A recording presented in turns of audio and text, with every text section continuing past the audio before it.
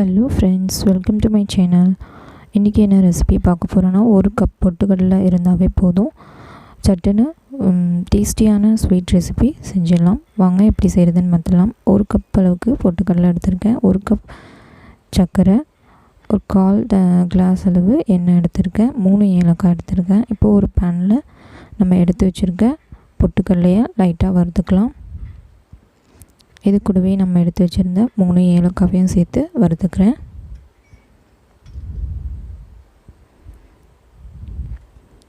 லைட்டாக வறுத்தாவே போதுமானது.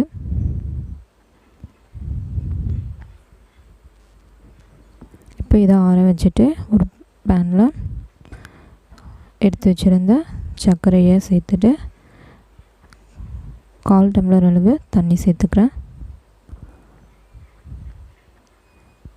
நல்லா மிக்ஸ் பண்ணி விட்டுக்கிறேன்.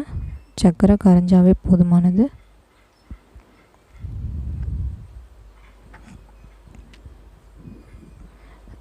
இது கம்பி பதம் பாகு பதம்லாம் எடுக்க தேவையில்லை. இப்போ நம்ம ஆற வச்சுருந்த பொட்டுக்கடலையை பவுடர் பண்ணி எடுத்துகிட்டு வந்தாச்சு.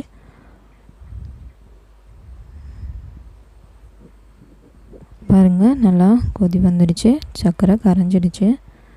இப்போ நம்ம பவுடர் பண்ணி வச்சுருந்த பொட்டுக்கடலையை சேர்த்துக்கலாம். சேர்த்து கொஞ்சம் கொஞ்சமாக சேர்த்துட்டு கிளறி விட்டுக்கலாம்.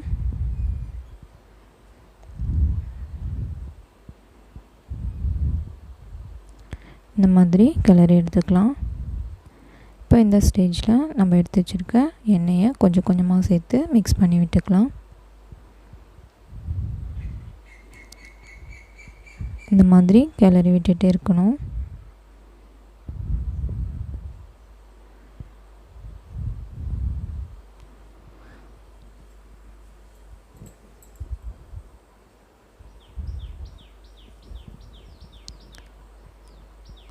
இந்த மாதிரி திரண்டு வரும்போது நம்ம ஸ்டவ்வை ஆஃப் பண்ணிக்கலாம்.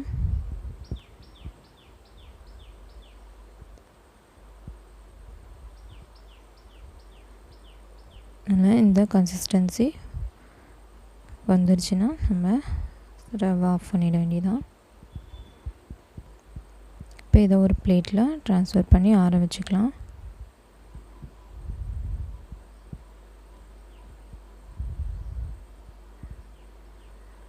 இதை ஒரு 20 மினிட்ஸ் ஃப்ரீஸ் பண்ணி எடுத்துக்கோங்க. இல்லைன்னா நம்ம அப்படியே ஆற விட்டனாலும் செட் ஆகிடும்.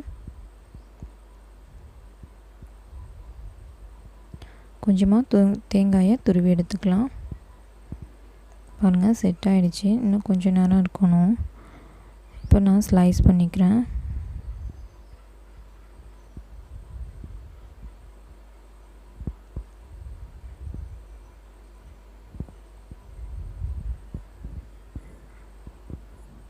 அவ்வளோதாங்க, நம்ம துருவி வச்சுருந்த தேங்காவை டெக்கரேட் பண்ணிக்கலாம். ரொம்பவே ஈஸியாக செய்யக்கூடிய ஒரு ஸ்வீட் ரெசிபி.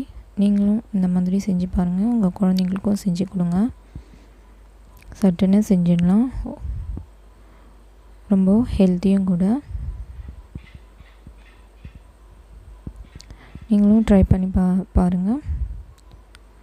தேங்க்ஸ் ஃபார் வாட்சிங்.